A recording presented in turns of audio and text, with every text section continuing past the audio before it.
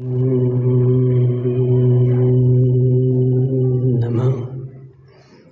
सिद्धेभ्यः।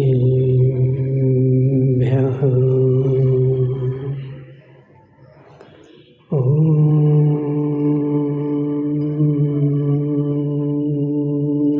नमः सिद्धेभ्यः।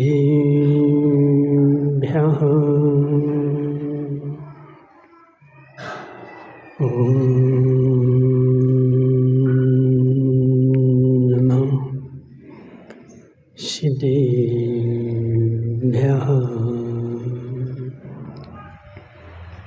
तज्जयति परं ज्योति समं समस्तैरनन्तपर्याये दर्पणतलिविशकला प्रतिफलति-पदार्थमालिका यत्र नमो अरिहन्ताणं नमो सिद्धाणं नमो आयरेयाणं नमो अज्जायाणं नमो लोये सब्बिसाहुरम्।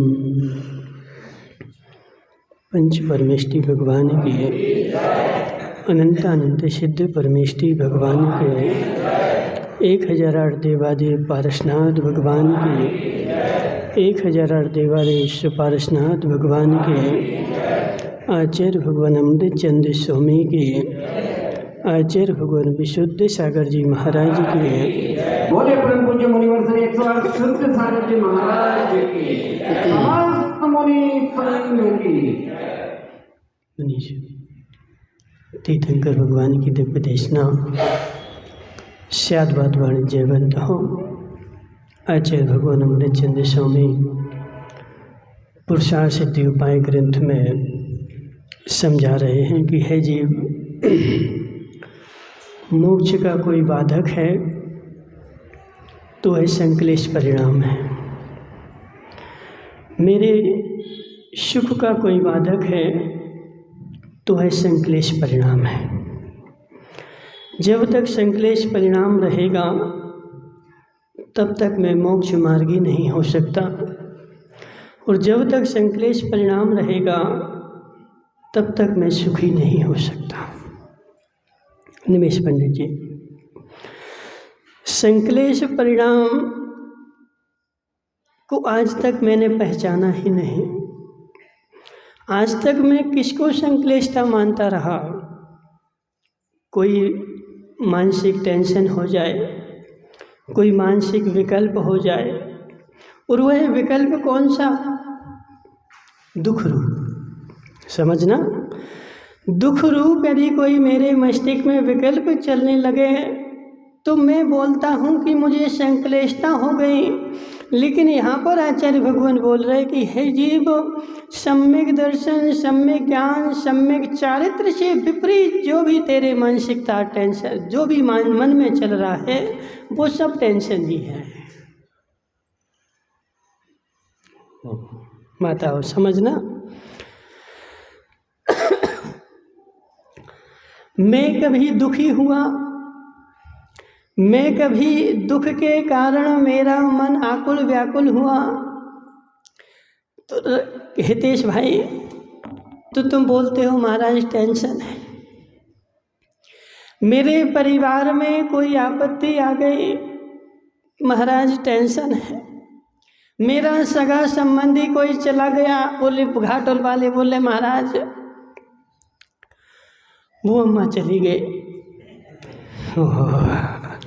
हे घाटोल वालों, वो अम्मा तो चली गई लेकिन तुम तो यहीं रहोगे ना? कहाँ जाओगे? संदीप गांधी, वो अम्मा तो चली गई ओक्कावत की, वो अम्मा तो चली गई, उसका समय हो गया था, लेकिन उसके बारे में तो तुमने सोचा, लेकिन निज के बारे में तो सोच जरा। अपने बारे में तो सोच कि मैं यहाँ आ रहे थे, बोले महाराज बस की सारी व्यवस्था हो गई थी, और यहाँ आ रहे थे और बीच में वो अम्मा, क्या नाम इनका, सेठ का, महीपाल सेठ, वह अम्मा 65 साल की 60 साल की चली गई, उसके बारे में तो मुझे टेंशन हो गई, लेकिन मेरे बारे में मैंने सोचा क्या ऐसे ही मेरा होगा कि कभी किसी दिन खबर आई कि महीपाल सेठ, देखो बुरा लगे तो महीपाल सेठ जाना तो है। देखो हम तुम्हें भूल में नहीं रखना चाहते, तुम्हारा कहते रहे कि महीपाल सेठ 500 साल जिए। क्या नाम है इसका जी, क्या सूरा है, क्या नाम है इसका, धम्मू भाई सुनो जरा, यदि हम इनसे कहते महीपाल सेठ से कि महीपाल सेठ तुम 500 साल जियो, और 500 साल जीने की महीपाल सेठ अपने मस्तिष्क में सुन करके और खुश हो जाए,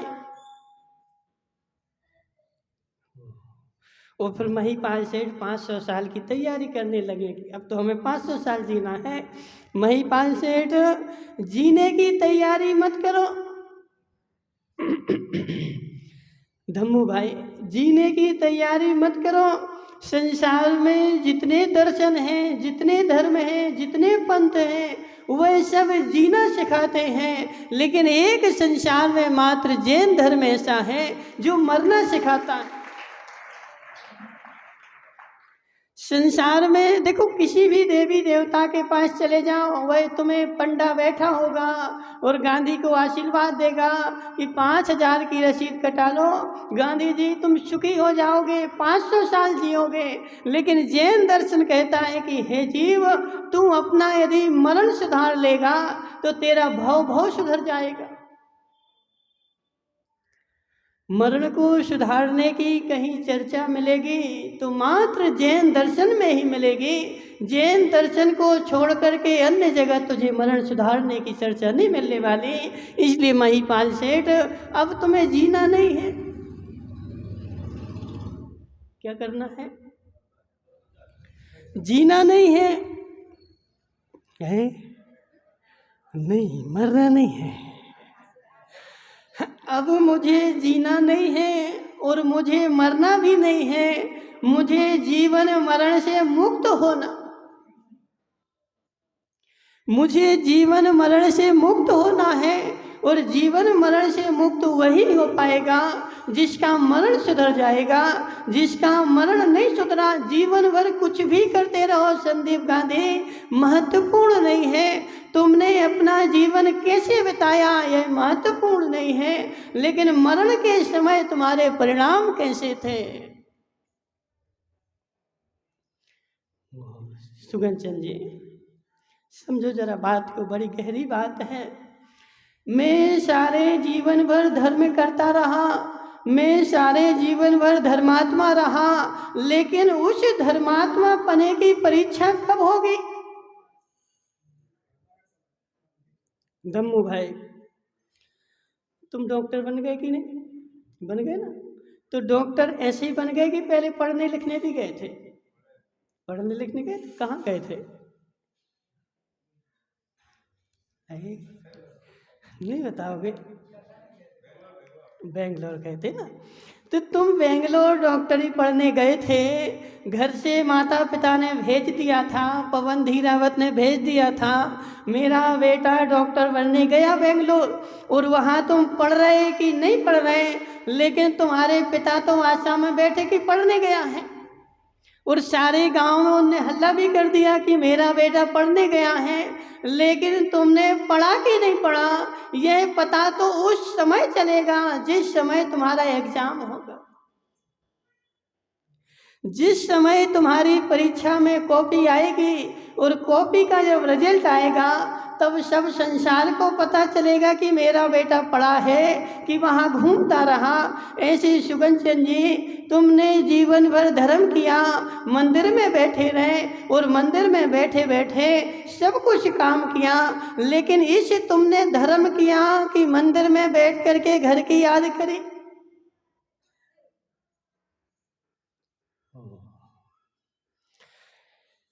माताओं, एक बार यदि समाधि हो जाए तो व्यक्ति 7-8 भाव से ज्यादा नहीं ले सकता। एक बार समाधि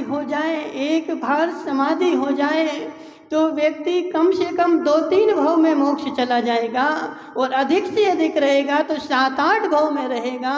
समाधि वाला व्यक्ति 7-8 भाव से ज्यादा संसार में रह नहीं सकता और उस समाधि के समय उसके जीवन भर के धर्म की पहचान अब होती है। अब तूने जीवन भर धर्म किया, अब मरण का समय आया है, अब पता चलेगा कि धर्म किया कि सुख में बैठा था। हितेश भाई देखो, बड़े गौर से समझना, बड़े विवेक लगाकर समझना। मैंने जीवन भर स्वाध्याय किया है। स्वाध्याय में क्या किया? दम्मू भाई, तुम भी जाते स्वाध्याय करने? जाते हो? अब समझो, देखो कैसे स्वाध्याय करना है। तुमने स्वाध्याय किया, स्वाध्याय क्यों करते हो? बोलो। स्वयं के परिणामों में कि संदीप गांधी के परिणामों में? स्वयं के परिणामों में कि मैं स्वाध्याय पढ़ के आऊँगा और फिर संदीप गांधी में मिलाऊंगा कि इसके परिणाम कैसे चल रहे। ठीक है ना? अब स्वयं के परिणामों में मुझे स्वाध्याय का मिलान करना है। अब यह मिलान होगा कैसे? महाराज, हमारी देवी खूब कमा कमा के ला रही है और मैं भी खूब कमा कमा के ला रहा हूँ। घर में सारी अनुकूलता बनी हुई है, घर में 1% भी प्रतिकूलता नहीं है। चंदन भाई, सारी सुविधा मेरे घर में है और मैंने अच्छा घर बनाया। चंदन भाई महाराज, यह मेरा घर है। देखो, हम भूले नहीं हैं। भले सोचो कि भूल गए महाराज, ये 3 खंड का जो मकान बन रहा ना, ये मेरा मकान है। जरा देख तो लो, मेरे मकान में कोई भी समस्या नहीं है। मेरे मकान में कोई ऐसी चीज ही नहीं जो हो नहीं। कल्याण जी, ऐसी सुख सुविधा की कोई चीज है ही नहीं जो मेरे मकान में ना हो। मेरे मकान में सारी सुविधाएं हैं, सब सुख के साधन हैं। अच्छा 3 खंड का मकान बना है, रोड पे मकान बना है, सब मैं भी कमा रहा, मेरी देवी भी कमा रही, सब कमा रहे, चारों तरफ से पैसा आ रहा है। अब मैं घर पे बैठा हुआ, मैं समता भाव में बैठा हूँ, मैं स्वाध्याय का अनुभव कर रहा हूँ। निमेश पंडित जी, अभी तुम्हारे स्वाध्याय का अनुभव नहीं है।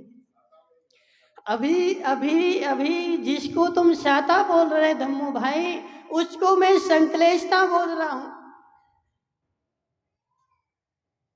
धीराभाई जी, जिसको तुम शाता बोल रहे उसको मैं संकलेशता बोल रहा हूँ। मेरे जीवन में सारी अनुकूलता बनी है और मैं सुख से हूँ और मुझे मस्तिष्क में कोई टेंशन नहीं है। जो तेरे मस्तिष्क में कोई टेंशन नहीं है वही संकलेशता है।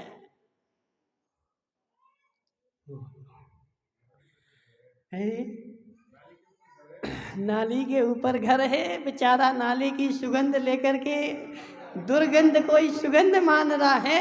हे जीव, तू अपने पैसों को, तू अपनी संपत्ति को, तू अपनी संपत्ति में रह करके और सोच रहा है कि महाराज मुझे कोई संकलेशता नहीं है। तूने आज तक सम्यक दर्शन ज्ञान चारित्र के बारे में सोचा क्या? हितेश भाई सुनो जरा, तुमने आज तक सम्यक दर्शन ज्ञान चारित्र के बारे में सोचा क्या? एगो बैठा ना क्या, मोहनलाल जी, मनमोहन लाल जी, सुनो, मनमोहन लाल जी धीरावत बोले, महाराज मैं सुखी हूँ, मैं सुखी हूँ। तुम यदि सुखी हो तो यह बताओ कि तुमने सम्यक दर्शन ज्ञान चारित्र के बारे में सोचा क्या? जिसने सम्यक दर्शन ज्ञान चारित्र के बारे में सोचा ही नहीं, वो संसार में सुखी हो ही नहीं सकता है। वो मात्र पुण्य का भोग भोग रहा है और पुण्य के भोग को बोल रहा है कि मैं संकलेश रहित हूँ। पुण्य का भोग भी संकलेशता ही है। संदीप गांधी, पुण्य का भोग भी संकलेशता ही है और पुण्य का भोग जो है वो संसार की सबसे बड़ी संकलेशता है।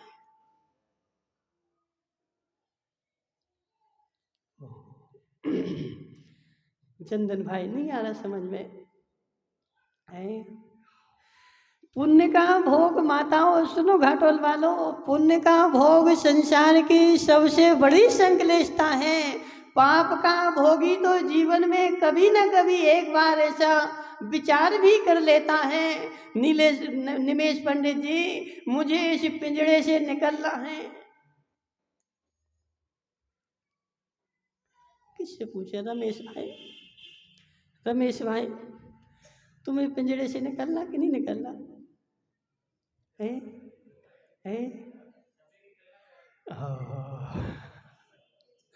निकलना चाहते हैं कि निकलना है? देखो ये तो एक मायाचारी है ना। सुनो जरा, डी के जैन साहब, अब देखो तुम मायाचारी नहीं करते इसलिए तुम इसे पूछते हैं, ठीक है ना। डी के जैन साहब, तुम कभी रिश्तेदारी में गए? कहीं पे गए रिश्तेदारी में? अब जब रिश्तेदारी में अपन पहुंचे तो रिश्तेदार अपन से क्या बोलता है? हाँ पधार। और क्या पधार गए, अब क्या बोलेगा?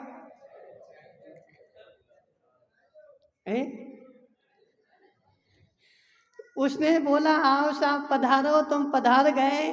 पधारने के बाद वो तुम्हें चाय के लिए पूछेगा कि नहीं? चाय के लिए पूछने के बाद भोजन के लिए पूछेगा कि नहीं? पूछेगा ना। लेकिन तुम क्या कहोगे?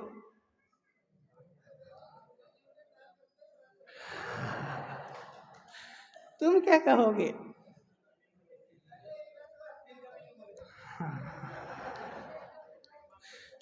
सुनो जरा, देखो धम्मू भाई, वो डी के जैन साहब जो है ना बहुत होशियार है, खूब होशियार है। उनके जैसी बुद्धि किसी की नहीं होगी। कल वो पढ़ रहे थे ना, बिल्कुल ऐसे पढ़ रहे थे, एक एक शब्द सुनाई दे रहा था, एक एक शब्द मतलब स्पष्ट आ रहा था।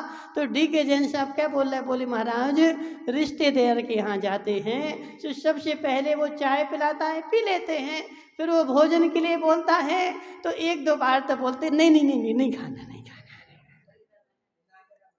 है। ना कहना पड़ता है। लेकिन निमेश पंडित जी सत्य बताना कि तुम वो ना अंदर से बोल रहे कि बाहर से बोल रहे? ना कहना तो पड़ रहा है लेकिन मन तो बोल रहा है कि कब थाली लग के आ जाए और मैं मुंह में डाल लूं। अंदर से हाँ है, बाहर से ना है।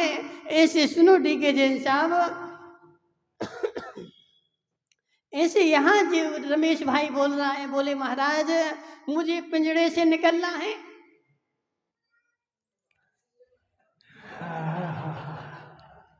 देखो अब रमेश भाई बुरा नहीं मानना, हम नहीं बोल रहे कुछ, डी के जैन साहब बोल रहे हैं, ठीक है ना। तो जो बोलना हो तुम डी के जैन साहब से बोलना। हे रमेश भाई तुझे बाहर से ही ऐसी है, बाहर से बोल रहा है कि मुझे निकलना है। यूं परिवर्तन पूरे करे निमेश पंडित जी। कल 6 डाला की क्लास चल रही थी, उसमें कितनी अच्छी बात आई कि यह जीव देव भी बन गया, मनुष्य भी बन गया, चक्रवर्ती भी बन गया। सब कुछ बनने के बाद और देव बनने के बाद ये परिवर्तन पूरे करें, एक इंद्री में फिर क्यों आ गया? हितेश भाई देखो, बड़े गौर से समझना, बड़े ध्यान से समझना। देव बन गया लेकिन देव बनने के बाद एक इंद्रिय में क्यों आ गया?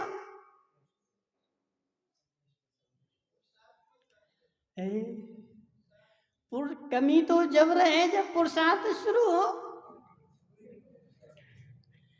कमी जब रहे जब पुरुषार्थ शुरू हो। अभी पुरुषार्थ शुरू ही नहीं हुआ है। अभी पुरुषार्थ जो मेरा चल रहा है वो संकलेशता की ओर ही है, और मैं उसको बोल रहा हूँ कि मैं विशुद्धि में हूँ। 3 अशुभ लेस्याओं में, निमेश पंडित जी तुम तो जयपुर से पढ़ के आए ना, कृष्ण नील कापोत और पीत पद्म शुक्ल। सुनो माताओं, अब तुम लोगों ने जीव कांड नहीं पढ़ा, नहीं पढ़ा। कृष्ण नील कापोत और पीत पद्म शुक्ल। कृष्ण नील कापोत में विशुद्धि होती ही नहीं है।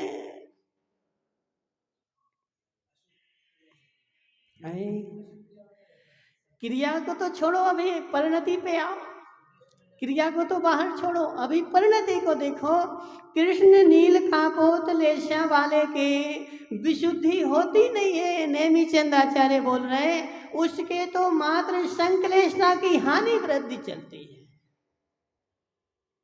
अभी विशुद्धि नहीं बढ़ी। विशुद्धि कहाँ से प्रारंभ होगी? जब पीत पद्म शुक्ल में जाएगा तब उसकी विशुद्धि की वृद्धि और विशुद्धि की हानि होगी। जब तक अशुभ लेशा है कुछ भी करें। धम्मू भाई सोचना पड़ेगा, सोचना पड़ेगा। जब तक चंदन भाई अशुभ लेशा है तब तक संकलेशता ही है। जिसको तुम विशुद्धि मान रहे उसको आगम संकलेशता की उपमा दे रहा है। अब तुम्हें विशुद्धि की अपनी पहचान करना है सुगंजन जी, तो विशुद्धि की पहचान तुम्हारी तब होगी जब मरण काल निकट आ जाए। अब परीक्षा आएगी। हितेश भाई तुमने रोज स्वाध्याय किया, 10 साल हो गए, कितने साल हो गए? 10 हो गए और ज्यादा हो गए? कितने साल हो गए? 5-6 साल हो गए ना। 5-6 साल से तुमने रोज स्वाध्याय किया। मनसुख लाल जी के साथ बैठ करके मोक्ष मार्ग प्रकाशक और जितने शास्त्र थे सब तुमने पढ़ लिए, लेकिन तुमने पढ़े हैं कि मात्र सुने हैं? तुमने पढ़े हैं कि मात्र सुने हैं? इसकी परीक्षा कब होगी? जब तुम्हारे ऊपर संकट आए। महेश सेठ बड़े गौर से समझना। धम्मू भाई तुम्हारे कितने बेटे हैं? 2 बेटे हैं।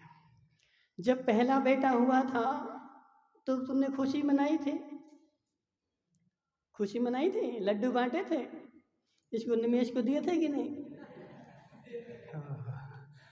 निमेश तो तुम्हारा रिश्तेदार हो तो बिना बुलाए भी चला जाएगा, कोई दिक्कत नहीं, ठीक है ना। तो समझो बात को। जब तुम्हारा पहला बेटा आया था, महेश सेठ बड़े गौर से समझना, जब मेरे घर में पहले बेटे ने जन्म लिया था तब मैंने खूब खुशी मनाई थी। क्यों? क्यों धम्मू भाई क्यों?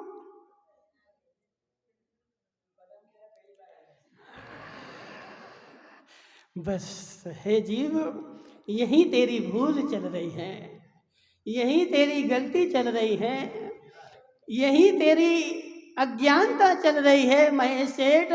जिस क्षण तेरे घर में तेरा बेटा आया था उस क्षण तूने खुशी मनाई थी। क्यों? क्योंकि आज संयोग हुआ है इसलिए तुझे खुशी हो रही थी। लेकिन हे जीव, जो सम्यक दृष्टि होता है वह संयोग में खुशी नहीं मनाता।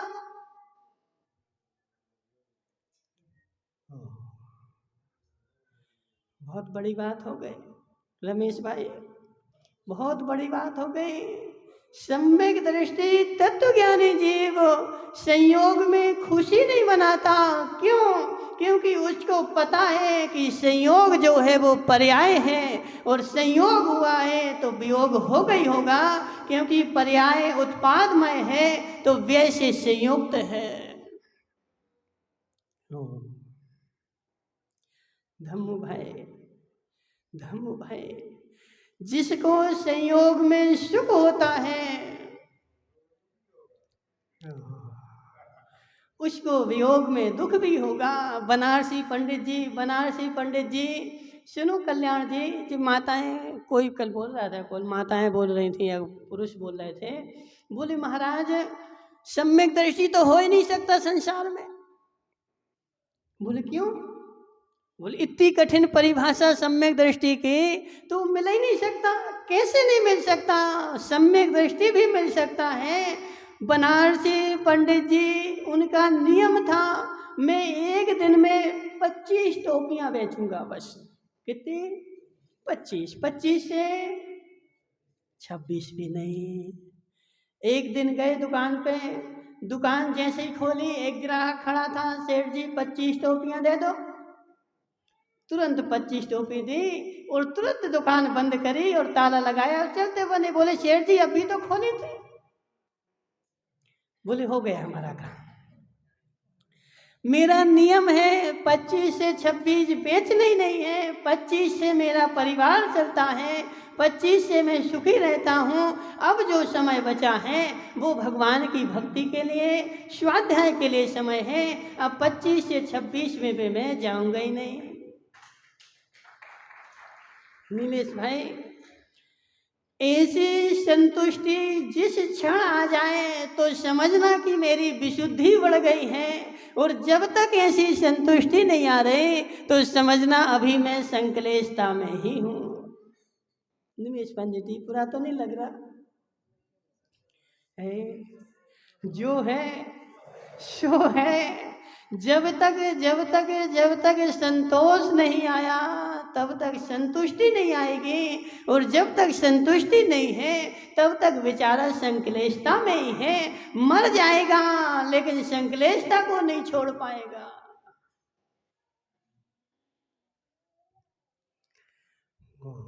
माताओं, ये मनुष्य जन्म में जो मिला हुआ है, हितेश भाई सुनो जरा, तुमने 5 साल से स्वाध्याय किया। अब उस 5 साल के स्वाध्याय की परीक्षा मेरे जीवन में है कि इस क्षण मेरे जीवन में कष्ट आया है। अब तू सोच कि जिसका संयोग हुआ है उसका वियोग निश्चित है। सम्यक दृष्टि द्रव्य गुण पर्याय को, संदीप गांधी, द्रव्य गुण पर्याय को जो जानता है उसको ही सम्यक दर्शन होगा। जिसने द्रव्य गुण पर्याय को नहीं जाना उसको सम्यक दर्शन होने वाला नहीं है। माताओं समझ में आ रहा? नहीं आ रहा है? कठिन तो नहीं हो रहा? सुनो जरा, जो जान दी अर्हंतम दब्बत गुणत पज्यते हिम, सो जान दी अपाणम मोहो खलुतासु तस्य लयम। हितेश भाई, जो जान दी अर्हंतम दब्बत गुणत पज्यते हिम, जो जानता है अरहंत भगवान को। कैसे? कल्याणमल जी, अरहंत भगवान को जानते हो? कहाँ है अरहंत भगवान?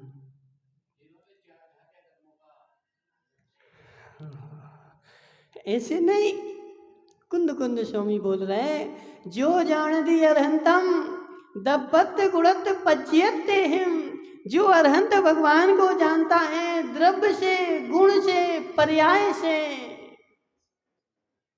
सो जान दी अपाड़म, वो अपने आप को जानता है। और मोह खलुतासु तस्य लयम, और उसी का मोह जो है विगलित होता है, नाश को प्राप्त होता है। जिसने अनंत भगवान को द्रव्य गुण पर्याय से नहीं जाना, उसने अपने को भी द्रव्य गुण पर्याय से नहीं जाना, मात्र भूल करता रहा। पर्याय को द्रव्य जाना, द्रव्य को पर्याय जाना, गुण को द्रव्य जाना, और इन तीनों की भूल के कारण बेचारा आज तक सुखी नहीं हुआ। जिसने द्रव्य गुण पर्याय को नहीं जाना वह 3 काल में सुखी नहीं होने वाला।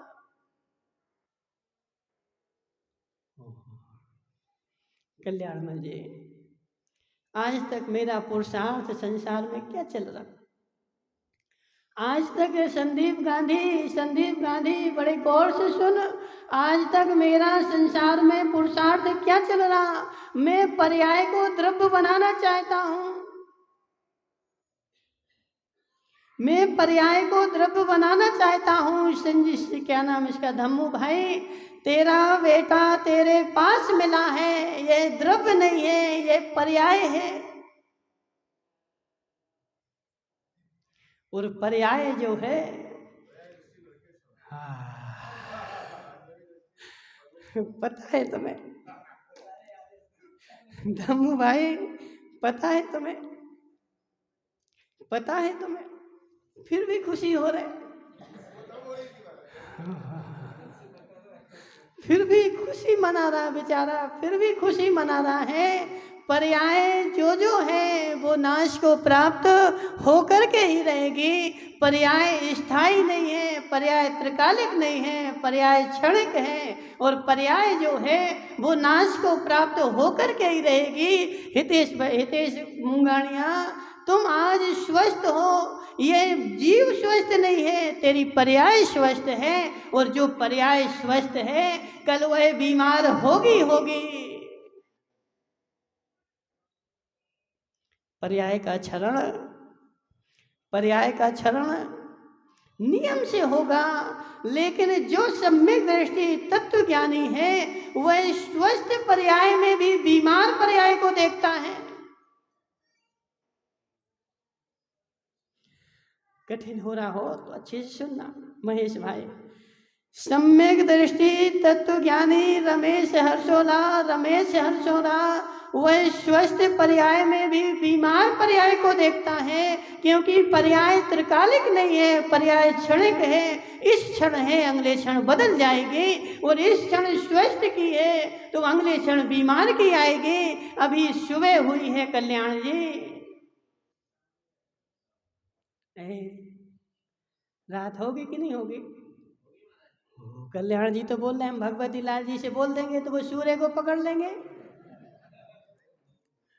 सूर्य को पकड़ लेंगे, फिर सूर्य पकड़ लेंगे तो रात कैसे होगी? तीन लोक में, तीन काल में ऐसा कोई पुरुष नहीं जो सूर्य की गति को रोक सके। तीर्थंकर भी नहीं रोक सकते। सुबह हुई है, शाम होगी और रात भी होगी। जो ज्ञानी जीव है वो दिन में अपने काम कर लेता है, और जो अज्ञानी जीव है बेचारा रात में भोजन करने बैठता है।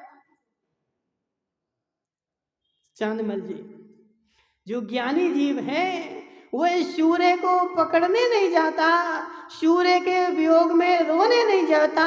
जब सूर्य निकला है तो अपना काम करने बैठता है, और जो बेचारा अज्ञानी है वह सूर्य के वियोग में रोने बैठता है। इसलिए हितेश मुंगानिया, तुम तो बड़े ज्ञानी हो,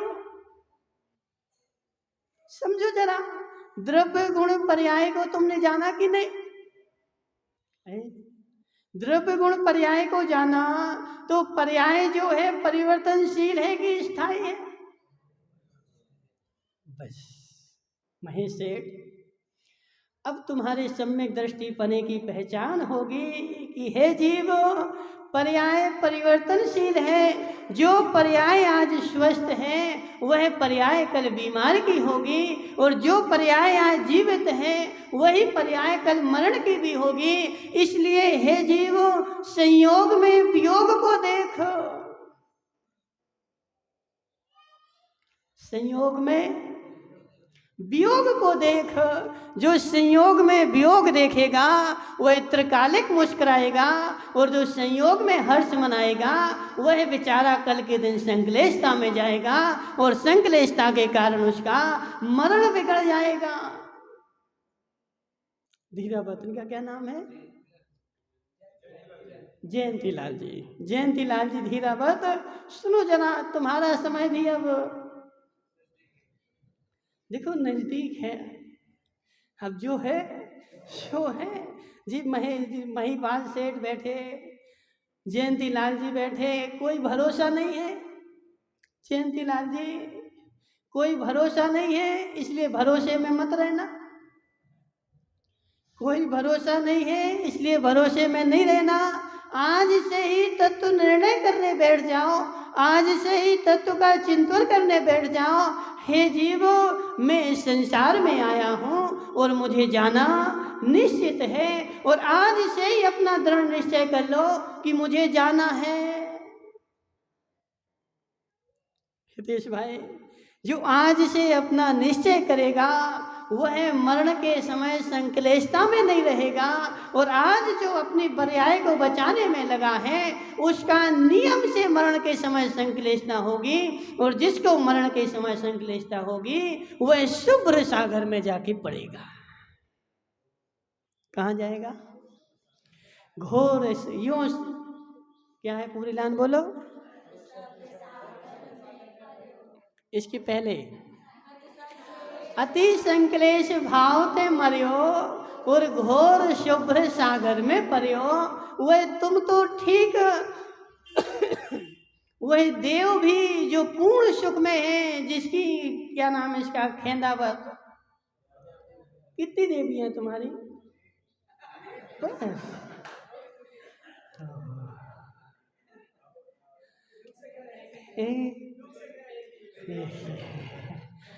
बेचारे की एक ही देवी मिली है उसको।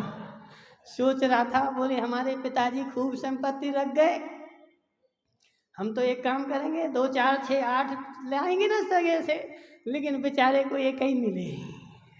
अब देखो खेंदावत, दुख नहीं मनाना, स्वर्ग में जाओगे तो सैकड़ों मिलेगी, ठीक है? वो तो स्वर्ग में ही जाएगा, वो मोक्ष में नहीं जाएगा, ठीक है? क्या नाम है इसका? पदम भाई। सुनो जरा पदम भाई, एक ये पदम है बेचारा और एक वो पदम थे। वो जम्बू कहाँ गए? सेठ गया नहीं आया, पीछे क्या बैठ गया बेचारा? ओहो, पदम भाई क्या जम्बू भाई। पदम की कितनी रानियां थी? पदम की कितनी रानियां थी? तुम पद्म पुराण पढ़ रहे कि नहीं पढ़ रहे हैं? कैसे नहीं आया? सब आ गया। राम की कितनी रानियां थी? निमेश पंडित जी लजवाब दे। 18,000 रानियां थी, एक नहीं। हाँ, पद्म की, पद्म की राम की 18,000 रानियां थी, एक नहीं थी। बलभद्र थे, बलभद्र की 18,000 रानियां होती हैं। नारायण लक्ष्मण की भी एक नहीं दो नहीं 18,000 रानियां थी, और एक वो पद्म जिनकी 18,000, और एक जे पद्म बैठा बेचा। अब देखो उनको तो 18,000 मिल गए, लेकिन बेचारे को एक मिली, अभी संतुष्टि नहीं है। पद्म भाई संतुष्ट हो? धम्मू भाई पूछो जरा उससे, कान में पूछ लो।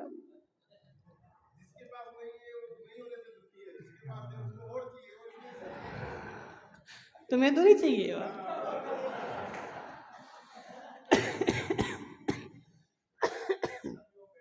सुनो जरा, उनके पास 18,000 और उसके पास एक, लेकिन उनने 18,000 छोड़ दी। क्यों? क्योंकि वह 18,000 भी संक्लेशता की जननी है। वो जब तक रहेंगी तब तक संक्लेशता बनी रहेगी, जब तक रहेगी जब तक संक्लेशता रहेगी। और जब मैं स्वतंत्र हो जाऊंगा गजराज भाई, बिना स्वतंत्र हुए बिना संक्लेशता से मुक्ति मिलती नहीं। संसार का नियम ही ऐसा। चंदन भाई तुम कितने बोलते रहो, बोले महाराज मैं तो सुखी हूँ, लेकिन तुम्हारा सुख भी संक्लेशता पूर्ण है, क्योंकि मेरे घर में अनुकूलता बनी हुई है। इसलिए एक बार संक्लेशता को भी जान, जिसको तू विशुद्धि मान रहा है वह तेरी संक्लेशता है। क्यों? क्योंकि पर द्रव्य के संयोग से सुख है। संदीप गांधी, पर द्रव्य के संयोग से जो भी सुख है, पर द्रव्य के संयोग से जो भी सुखी है वह सब संक्लेशता ही है। अभी सुख नहीं है, अभी सुख नहीं है। क्यों? क्योंकि तू संयोग में सुखी हो रहा है और कल वियोग होगा तो तू दुखी होगा, और जितना आज सुखी हो रहा है कल उतना दुख मनाना पड़ेगा। संक्लेशता, दुख भी संक्लेशता है और सुख भी संक्लेशता है। अभी विशुद्धि का नाम ही नहीं है। विशुद्धि तो उसके पास है जो संयोग में भी सुखी नहीं और वियोग में भी दुखी नहीं। जैसा संयोग में था वैसा वियोग में है। न संयोग में, देखो संयोगी पर्याय में भी एकत्व को देखो। पदम भाई खेंदावर, तुमने दूध पिया कभी? कितना दूध पिया है? 2-5 लीटर तो पिया होगा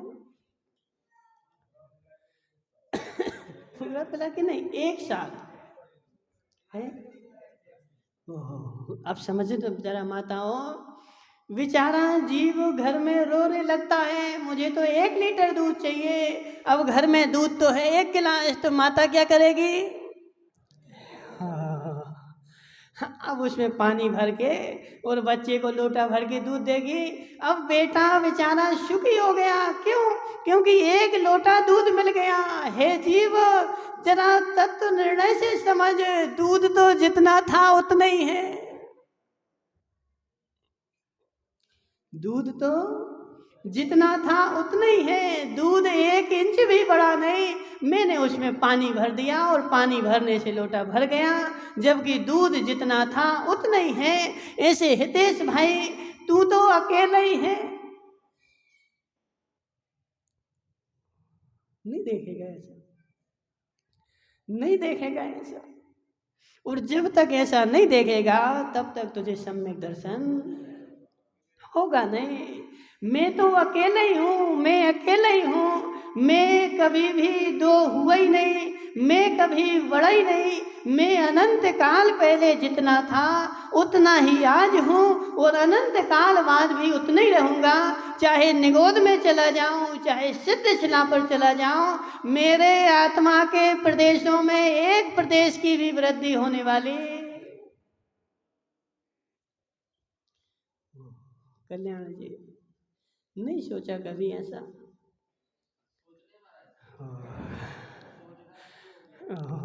हे जीव, हे जीव, संयोग के समय भी तत्वज्ञानी जीव, संयोग के समय भी तत्वज्ञानी जीव फूलता नहीं है। जितना है उतना ही रहता है और वियोग के समय भी उतना ही रहता है। वियोग जो है ना, पानी का था, दूध में पानी मिला था, गर्म करोगे उड़ जाएगा। कौन उड़ेगा? कौन उड़ेगा? राजेश की अम्मा, तुमने कभी मावा बनाया? किसका मावा बना है? दूध का कि पानी का? धम्मू भाई देखो, राजेश की अम्मा बहुत होशियार है। क्या बोल रही? बोले महाराज, पानी रहता है उड़ जाता है और जो दूध रहता है वह उसमें बच जाता है। ऐसे हे जीव सुन जरा, इस संसार में तू दूध में पानी की तरह है। ये सारा परिवार, ये सारा मित्र, ये सब संसार, तू दूध है, ये पानी है। देख जरा, देख जरा, इस तेरी छोटी सी ताड़ी इतनी सी बची बेचारे की सारी चूहा खा गया। हे धम्मू भाई सुन जरा, तू दूध है, तू दूध है। और ये जो सारा संयोग है, ये सारा संयोग पानी है। ये सारा संयोग जिस क्षण तू अग्नि पर चढ़ाएगा, ये सारा संयोग उड़ जाएगा और जितना तू दूध है वह उतना दूध भर बचेगा। संयोग की एक बूंद भी नहीं रहने वाली। इसलिए संयोग में भी वियोग को देखेगा, तू त्रिकालिक मुस्कुराएगा और संयोग में संयोग को देखेगा, त्रिकालिक दुखी रहेगा।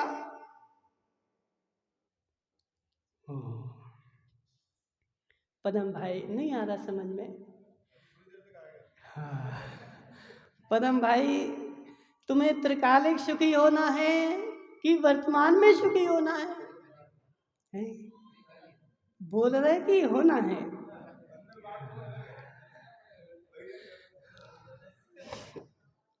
तुम अपनी देवी को नहीं लेके आए? वो दुकान पे बैठा के आया होगा। बेचारा देखो खूब होशियार है, वो सब जगह घूमता रहता है। उसकी बेचारी देवी जो है ना, वो दुकान में बैठी रहती है।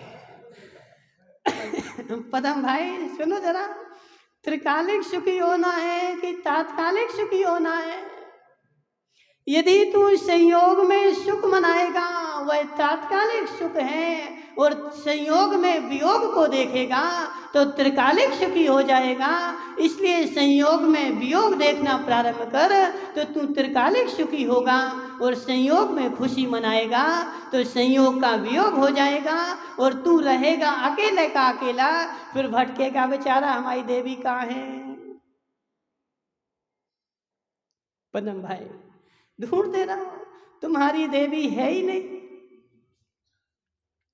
तुम्हारी देवी है ही नहीं। निमेश भाई तुम्हारी है देवी? तुम्हारी देवी है?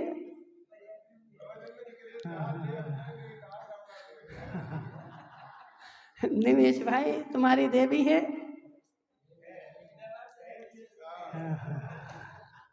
व्यवहार से तुम्हारी देवी है, पर्याय दृष्टि से देवी है, लेकिन पर्याय क्षणभंगुर है, पर्याय नाशवान है, और वह तेरी नाश हो जाएगी, और फिर तू दुख मनाएगा, ढूंढेगा, वह देवी भी तुझे मिलने वाली नहीं है। इसलिए संयोग में भी वियोग देख ले, संयोग में वियोग देख लेगा तू त्रिकालिक सुखी हो जाएगा। इसलिए हितेश मुंगाणिया, दुखी होने की आवश्यकता नहीं है। जो पर्याय हुई है धम्मू भाई, जो पर्याय आज हुई है वह पर्याय अनंत काल पहले केवली के ज्ञान में झलक चुकी थी।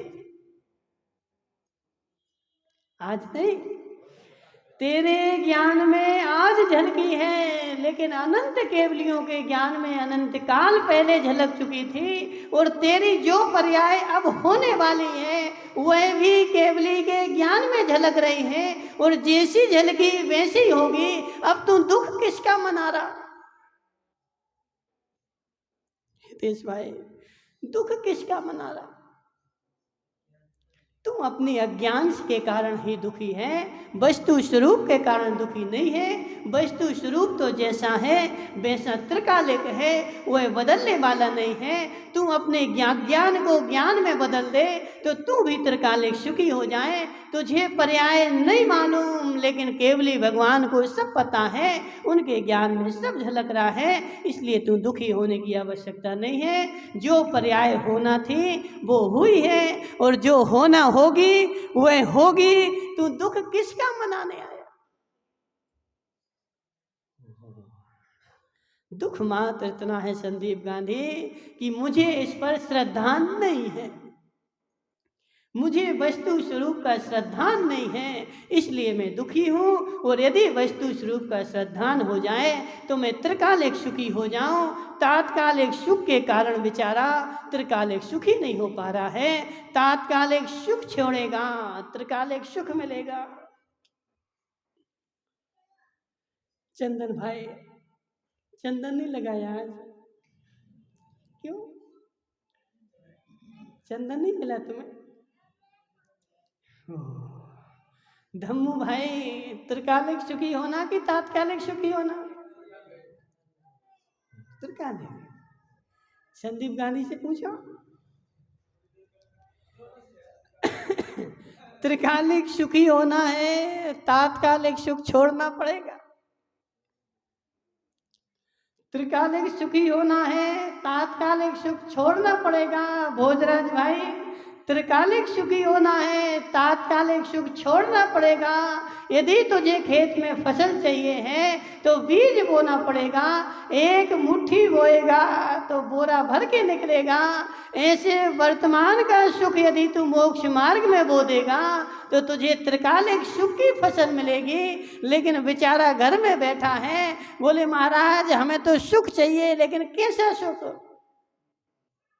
हम भाई कौन सा सुख चाहिए? बोले महाराज सोफा पे बैठे रहें, सोने की कटोरी में खीर खाते रहें और सोने की कटोरी में खीर खाते खाते मेरा मोक्ष हो जाए तो तुम तो अबे झरे में खेलो।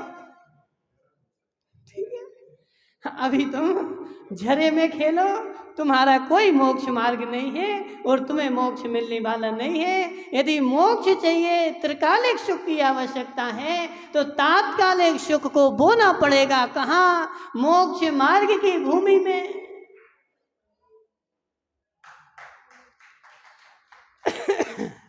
क्या हुआ गजराज भाई, समझ में आ गया? हाँ। गजराज भाई अभी तो तुम वो मेला मेला देखने को घूम रहे, अभी तो तू संसार के मेला देख रहा है। अपना स्वयं का मेला देख ले, स्वयं के सुख को देख ले। यदि वर्तमान के सुख छोड़ेगा तो भविष्य में सुख मिलेगा, और वर्तमान में सुखी हो जाएगा तो भविष्य में दुख आने वाला है। इसलिए थोड़े सुख को जो छोड़ता है, चक्रवर्ती शांतिनाथ कुंठनाथ अरयनाथ चक्रवर्ती थे, 6 खंड के अधिपति थे। उन्होंने 6 खंड के सुख को छोड़ दिया जीर्ण तृण के समान, तो उन्हें मोक्ष लक्ष्मी मिल गई। और जो बेचारा वर्तमान के सुख भोग भोग करके और मर जाएगा, वह बेचारा अगली पर्याय में नाली का कीड़ा बनेगा। माताओं, बुरा तो नहीं लग रहा? अब बुरा लगे तो हम क्या करें?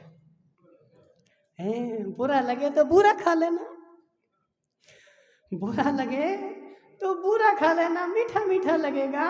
लेकिन बुरे के मिठाई मेरे जीवन को मीठा नहीं बना पाएगी, मुंह ही मेरा मीठा होगा। लेकिन मोक्ष की मिठाई मेरे आत्म प्रदेश के प्रत्येक प्रदेश को मीठा बनाएगी, और ऐसा मीठा बनाएगी कि वह मीठा मेरा त्रिकालिक रहेगा। इसलिए समय हो गया हितेश मुंगानिया, दुखी होने की आवश्यकता नहीं है। जो जो पर्याय मेरे सामने आ रही हैं उसको स्वीकार करते जाओ। जो जो पर्याय मेरे सामने आती जाती हैं उनको स्वीकार करते जाओ। स्वीकार करोगे सुखी होगे, और शोक मनाओगे तो संसार में भ्रमण करोगे, संसार में भटकोगे, क्योंकि तूने आज तक केवली भगवान को माना नहीं।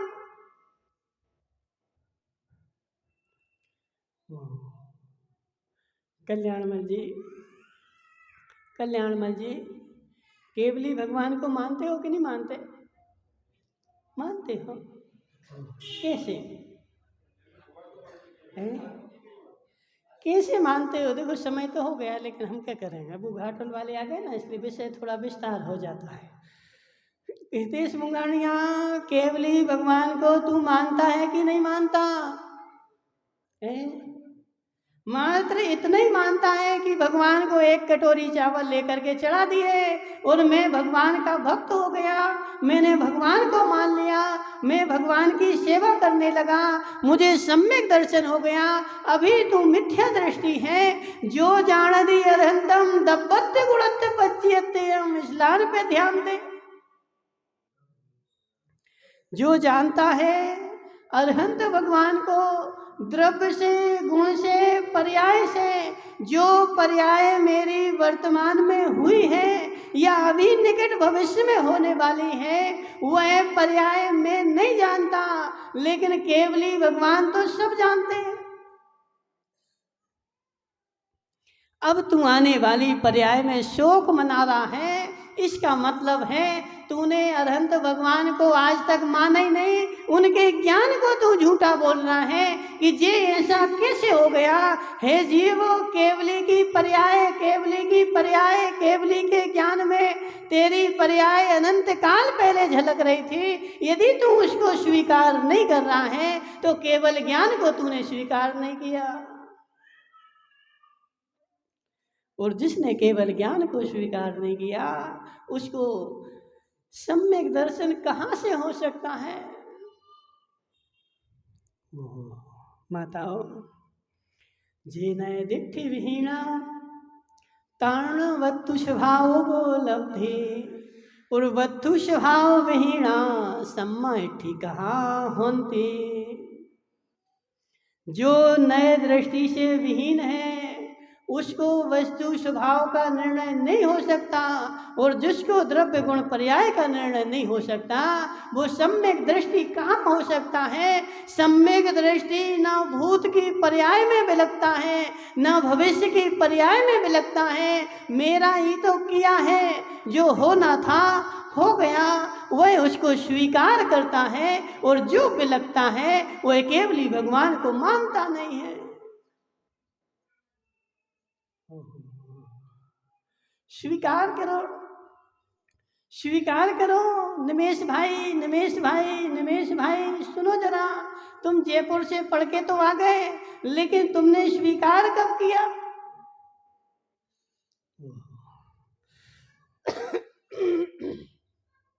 सर्वद्रव्य पर्यायेषु, बोलो जोर से, धम्मू भाई बोलो ना। सर्वद्रव्य पर्यायेषु केवल ज्ञान में सर्वद्रव्य की सभी पर्याय युगपद झलकती हैं। जो हो गई वह भी और जो होना है वह भी, चाहे कोई भी द्रव्य हो। अब तुम द्रव्य के बाहर हो तो वह बात अलग है। हितेश भाई, तुम 6 द्रव्य में हो कि द्रव्य से बाहर हो? 6 द्रव्य हो ना, तो तुम्हारी पर्याय केवली के ज्ञान में झलकेगी नहीं? तो जैसी झलकी वैसी होगी कि तेरे अनुसार होगी? जब केवली के ज्ञान में जैसी झलकी वैसी पर्याय होनी है, तेरा निर्णय है कि नहीं? तुझे स्वीकार है कि नहीं? फिर क्यों तू रोता है? क्यों तू संकलेश करता है? जो पर्याय होनी थी वह हो गई, उसको स्वीकार कर ले। यदि तू स्वीकार करेगा तो सम्यक दर्शन हो जाएगा, और बिलखेगा तो संसार में भटकता रहेगा। तुझे केवल ज्ञान पर विश्वास नहीं है। जिसको केवली पर विश्वास उसको केवल ज्ञान पर विश्वास, और जिसको केवल ज्ञान पर विश्वास है उसको द्रव्य गुण पर्याय पर विश्वास है, और जिसको द्रव्य गुण पर्याय पर विश्वास वही सम्यक दृष्टि। धम्मू भाई कठिन हो रहा है? समझ में आ रहा है? तो द्रव्य गुण पर्याय को तू देख, पर्याय को पर्याय मान, गुण को गुण मान, द्रव्य को द्रव्य मान। ये मैं संसार में मुझे जो मिला है ये सब संयोगी पर्याय है, और आज नहीं तो कल वियोग। उठना तो जरा, क्यों नहीं उठ रहा है?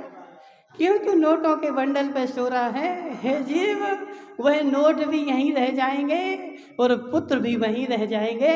कोई भी तेरे साथ नहीं जाएगा। अकेला आया था और अकेला जाएगा। इस बात को जो स्वीकार कर लेगा महिपाल सेठ, उसी का मरण सुधरेगा। और जो इस चीज को स्वीकार नहीं कर पाएगा वह मरण के समय भी बेचारा रोएगा, मेरा बेटा कहाँ है, बहू कहाँ है?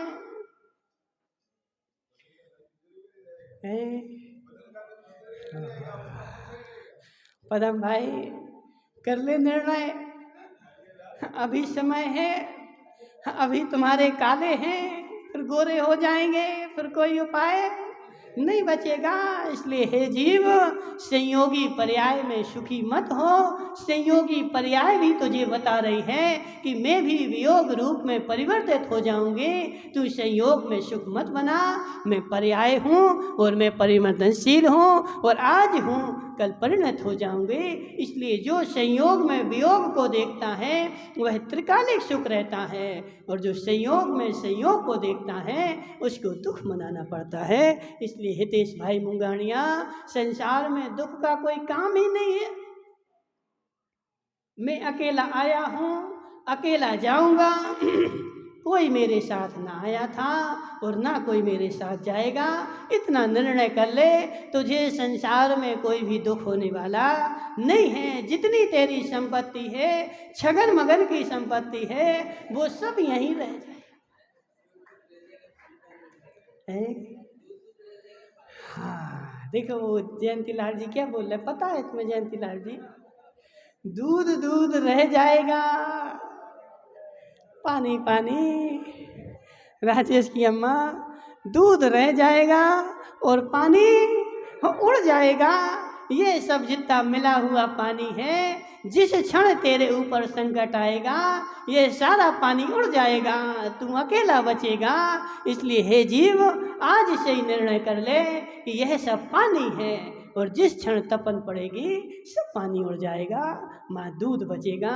इसलिए मुझे संसार में दुखी होने की आवश्यकता नहीं है। बोली शांतिनाथ भगवान की। सभी अपने स्थान पर बैठेंगे।